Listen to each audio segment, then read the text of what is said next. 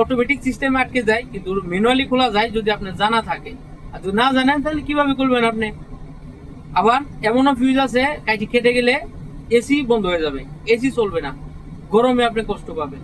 তো এই সমস্ত কাজগুলো আপনাকে অবশ্যই জানতে হবে, অবশ্যই বুঝতে হবে। ভাই আপনাদের সাথেই তো ভিডিওটা বানানো। যদি ভিডিওটা ভালো লাগে অবশ্যই শেয়ার করবেন, লাইক কমেন্ট করবেন প্লিজ। আমি একজন ড্রাইভার, প্রবাস থেকে কষ্ট করে ভিডিও বানাই আপনাদের জন্য। কেননা আমার কাছে কিছু থাকলে সেটা যেন আপনারা নিতে পারেন, আপনারা যেন বুঝতে পারেন, আপনারা যেন জানতে পারেন, সেই সাথেই তো ভিডিওটা বানানো। ভাই প্লিজ একটু লাইক কমেন্ট করবেন। তো মূল কথায় চলে যাই, যেটা বলতেছিলাম।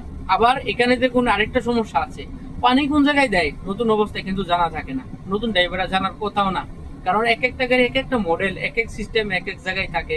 বিশেষ করে বিভিন্ন গাড়ির পানির ট্যাঙ্ক বিভিন্ন জায়গায় দেওয়া থাকে। যদিও লেড ওয়াটার ইঞ্জিনের সাথে থাকে, কিন্তু পানির দেওয়ার গ্যালেনটা বিভিন্ন সাইডে থাকতে পারে। সেটা খুঁজে নিতে হবে, আগে থেকে দেখতে হবে, বুঝতে হবে। আবার মোবিল গ্যাস ইঞ্জিনের এক পাশে থাকলেও বিশেষ করে বিভিন্ন কোম্পানির গাড়ি, বিভিন্ন মডেলের গাড়ি বিভিন্ন জায়গায় দিয়ে টানতে হয়, বের করতে হয়, ঢুকাইতে হয়। কোন গাড়ির সামনে, কোন গাড়ির সাইডে, কোন গাড়ির পিছনে, বিভিন্ন জায়গায় থাকতে পারে। 3 ক্যাটাগরি ভাবেই থাকে সবচেয়ে বেশি। সামনেও থাকে কোনো গাড়ি, সাইডেও থাকে কোনো গাড়ি, পিছনে থাকে কোনো গাড়ি। কেননা কেবিন ফোল্ডিং করলে পিছন দিক দিয়ে টানতে হয়, এভাবে থাকে। এবার আসেন ব্রেক সম্পর্কে। এবার যদি ব্রেক গেলে কম থাকে তাহলে আপনার ব্রেকটা মিস করবে। প্রতিদিনের কাজ আপনাকে ব্রেক অয়েল চেক করতে হবে, আবার পাওয়ার অয়েল চেক করতে হবে। পাওয়ার অয়েলটার কি কাজ? পাওয়ার অয়েল স্টিয়ারিং এর কাজ, স্টিয়ারিংটাকে ঘোরাতে সাহায্য করে, এটাকে পাওয়ার অয়েল বলা হয়। ব্রেক অয়েল ব্রেকের কাজ করে, পাওয়ার অয়েল পাওয়ারের কাজ করে। পাওয়ার মানে আমরা পাওয়ার, স্টিয়ারিং পাওয়ার, যে স্টিয়ারিং পাওয়ার আছে স্টিয়ারিং পাওয়ারের কাজ করে পাওয়ার অয়েল। এবার দেখেন আপনি ডিফেন্সিয়াল অয়েল, এই কথাটা কি নাম শুনছেন আপনারা? খেয়াল রাখতে হবে। কিছুদিন আগে দেখলাম ডিফেন্সিয়ালের ভিতরে আগুন ধরে গেছে, ভেঙে ছুড়ে গুঁড়া গুঁড়া হয়ে আগুন ধরে গেছে। কেননা ডিফেন্সিয়ালের ভিতরে যে গেরোয়াল থাকে, এই গেরোয়াল গুলো শুকাইতে শুকাইতে এমন ভাবে শুকাইছে, তেল করণ ঘুরতে ঘুরতে ভিতরে আগুন ধরে গেছে, গরম হয়ে ভেঙে ছুড়ে সর্বনাশ হয়ে গেছে। মালিকের লস হয়েছে, ড্রাইভারের আসলে কিছু হয়নি। কার দোষ ছিল? সেখানে মালিক পক্ষ দায়, ড্রাইভারও দায়। মালিক পক্ষ বোঝা উচিত আমার কতদিন ডিফেন্সিয়ালে চেক করা হয় না, মোবিল আছে কিনা, গেরোয়াল আছে কিনা, এগুলো ট্রিটমেন্ট করা হয় না। ট্রিটমেন্ট বললাম এই কারণে, ডাক্তারি আর কি, চিকিৎসা করা হয় না। আর একটু হাস্যরস মনে হলেও এটাও কিন্তু ঠিক। কেননা তার সম্পদ তার খেয়াল রাখা উচিত, কারণ ড্রাইভারের সম্পদ না। ড্রাইভার সেখানে গুরুত্ব নাও দিতে পারে, মালিক পক্ষ সেখানে গুরুত্ব দিতে হবে, ড্রাইভারকে দিয়ে করাতে হবে যদি সে না করতে চায়। আচ্ছা যাক গিয়ে পরের কথা হলো আপনাদের ক্লাস সম্পর্কে জানতে হবে। এবার ক্লাসে যদি পা রাখেন, পা রাখার পরে ক্লাস যদি দেখেন একটু উঠানামা করে একটু আপ ডাউন করে, এরকম ভাবে কাফাকাফি করে এরকম ভাবে, তাহলে বুঝবেন আপনারা রিলিজ বেরিং খারাপ হয়ে গেছে। রিলিজ বেরিং যদি খারাপ হয়ে থাকে তাহলে আপনার ক্লাসটা আপ ডাউন করবে। এটা কোন ক্লাসটা, কোন ধরনের ক্লাস? যারা কেবলের ক্লাস, মানে কেবলের মাধ্যমে যে ক্লাসগুলো হয় সেখানে বুঝতে পারবেন। হাওয়ায় যদি হয়ে থাকে তাহলে এরকম বুঝতে পারবেন না।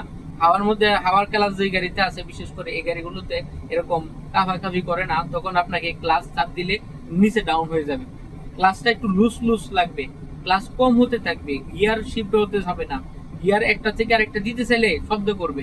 তখন আপনাকে বুঝতে হবে রিলিজ বিলিং খারাপ হয়ে গেছে, নয় ক্লাস বুস্টার ফেটে গেছে, যার কারণে ক্লাস কম হচ্ছে। আবার কেবলের ক্লাস হলেও ক্লাস বুস্টার কিন্তু ফেটে যাওয়ার সম্ভাবনা থাকে, ক্লাস বুস্টার কিন্তু খারাপ হওয়ারও সম্ভাবনা থাকে। সেই সমস্ত বিষয় আপনাকে বুঝতে হবে, জানতে হবে। এবার আসুন আমরা কি জানবো? তেল। আপনার তেলের লেভেল সঠিক পরিমাণ আপনাকে বুঝতে হবে। সঠিক পরিমাণে তেলের লেভেল নিচে নামলে ইঞ্জিনে হাওয়া ঢুকবে, হাওয়া ঢুকলে গাড়ি বন্ধ হয়ে যাবে। হাওয়া ছাড়া একটা ভেজালের কাজ, একটা কষ্ট। আসলে যারা ড্রাইভার নতুন থেকে পুরান হয়েছে তারা বুঝে যে হাওয়া ছাড়াটা কত একটা ঝামেলার কাজ। কারণ আপনি জানেন না, বুঝেন না কোন নাট লুজ দিতে হয়, কোন নাট টাইট দিতে হয়, হাওয়া ছাড়তে হয় কিভাবে, কি করতে হয় সম্পর্কে আপনার ধারণা নাই। সেই জন্য বলবো আগটা কি তেল নিবেন, তেল যেন কখনো শেষ না হয়ে যায়। আর তেল শেষ হয়ে গেলে কি ইঞ্জিনের ক্ষতি। কেননা ইঞ্জিনের ট্যাঙ্কির ভিতরে যে ময়লা তেল থাকে এগুলো ইঞ্জিনে টেনে নিয়ে যায়, তখন কিন্তু ইঞ্জিনের ক্ষতি হয়, পাম্পের ক্ষতি হয়। আচ্ছা যাক, এবার তেল গেল। এবার আসুন আরেকটা বিষয়, গিয়ার সম্পর্কে আসি। এবার গিয়ার দেওয়ার সময় ধূপ ধাপ গিয়ার দিবেন না। ধূপ ধাপ গিয়ার দেওয়ার আসলে সিস্টেমও না। আস্তে করে ক্লাস করবেন, ক্লাস যতটুকু যায় হাফ ক্লাসে গাড়ি চালাবেন না, ফুল ক্লাস করে তারপরে গিয়ার লিভারে ধরবেন, ধরে আস্তে করে আলতো করে ধাক্কা দিবেন, আবার আস্তে আলতো করে পিছিয়ে দিবেন। ধূপ ধাপ মারলেন, এটা কি গিয়ার লাগানো বলে না, এটা কি গিয়ার লাগানো বলে না, গিয়ার শিফট করা বলে না। যেভাবে আপনারা বুঝুন এটাকে বলে ফাইজলামি করা। কেননা একটা সম্পদ নষ্ট করা মানে অপচয় করা, টাকা অপচয় হলো। গিয়ার বক্স নামাতে ওঠাতে অনেক টাকা খরচ হয় মালিকের। আমি বলবো আপনারা একটু বিবেচনা করে গাড়ি চালাবেন। এবার আসুন পানি। গাড়ির পানি যদি সঠিকভাবে আপনি না দেন, আলসামি করেন, কোনো কারণে যদি মনে করলেন যে না পানি আছে আজকে দিতে পারবো না, কোনো কারণে পানি শর্ট হয়ে যায়, আপনি রেডিয়েটর শেষ করে ফেলাইছেন, ইঞ্জিন শেষ করে ফেলাইছেন, ইঞ্জিনের অর্ধেক শেষ করে ফেলাইছেন যদি পানির কারণে ইঞ্জিনে ওভারহিট হয়। কেননা এটা কত ক্ষতি হয়েছে এটা তারাই বলতে পারবে যারা মিস্ত্রি, যে তারা পানির শর্ট খাওয়াইছে ইঞ্জিনকে। পানির শর্ট খাওয়াবেন না। এবার আসুন আপনার ব্যাগ ডালা নিরাপদে সব সময় রাখবেন। কেননা তালা দিবেন এক, আরেক হলো তালা না দিলেও অনেক সময় হুক আটকান, হুক খুলে যায়, রানিং এর মধ্যে খুলে যায়। এরকমটা আমার সাথেও হয়েছে। কেন নতুন অবস্থা, বুঝতে পারি নাই, কোন রকম লাগাইয়া দিয়ে চলে আসছি, গাড়ি টান দিয়েছি, জ্যাম বাজি গেছে, তাড়াতাড়ি আগে রাস্তা ক্লিয়ার করতে হবে। কিছু দূর গেছি পরে ব্যাগ ডালা খুলে গেছে, খুলে এরকম করে বাউল হইতেছে। এই সময় যদি অন্য একটা গাড়িতে লাগতো, প্রাইভেট কারে বা কোনো জায়গায় বা বাসে, তখন অবস্থা কি হতো? বা একটা সিএনজি বা বাইকওয়ালা যদি বাইকের নাকে মুখে লাগে, ওলার সামনে পড়ে, তখন কি থাকবে? সে একদম শেষ হয়ে যাবে। তো এই সমস্ত বিষয়গুলো আপনাদেরকে খেয়াল রাখতে হবে। আর একটা বিষয় খেয়াল রাখতে হবে, আপনাকে চোখ থাকতে হবে 6টা।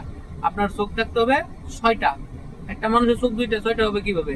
ব্যাপারটা কিরকম লাগে না? আসলে না, চোখ 2টাই কিন্তু কাজ করবে 6টা। 2টা কাজ করবে সামনে, 2টা কাজ করবে লুকিং গ্লাসে, 2টা কাজ করবে পিছনে। কান থাকবে 4টা, 2টা সামনে, 2টা পিছনে। পিছন থেকে কি হর্ন দিচ্ছে কিনা, কোনো শব্দ হচ্ছে কিনা, কোনো সাউন্ড আসতেছে কিনা, আবার সামনের দিক দিয়ে কি হচ্ছে, সাইডে দিয়ে কি হচ্ছে, সব আপনাকে খেয়াল করতে হবে, শুনতে হবে, দেখতে হবে, বুঝতে হবে, নিরাপদে চলতে হবে। তার নাম ড্রাইভার। আসলে ড্রাইভারের নামটা এত সহজ না যতটা সহজ আমরা নিজেকে করে নিছি, যতটা সহজ আমরা নিজেদের বলি যে আমি একজন ড্রাইভার। ড্রাইভার হওয়া তো সহজ কাজ না, আর ড্রাইভিং করাটাও সহজ না। ড্রাইভিং করাটা খুব কঠিন কাজ, খুব কঠিন কাজ। কেননা এটা সাবধানের সাথে করতে হয়। এখানে ভুলের কোনো মাপ নাই।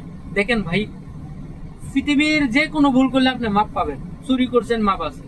জেনা করছেন, মাপ আছে। খুন করছেন, মাপ আছে। গাড়ির অ্যাক্সিডেন্টের কোনো মাপ আছে? আজও কেউ মাপ পাইছে? গাড়ি কাউকে ছেড়ে দিছে? হয় নিজে মরো, নয়তো আরেকজনকে মারো। হয় নিজে পুঙ্গু হও, নয়তো আরেকজনকে পুঙ্গু করো।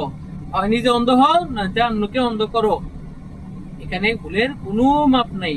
রিকোয়েস্ট রইল ভাই, অনুরোধ, প্লিজ সাবধানে, ধীরে সুস্থে, জেনে বুঝে গাড়ি চালান। নিজে ভালো থাকুন, অন্যকে ভালো রাখুন। আল্লাহ হাফেজ।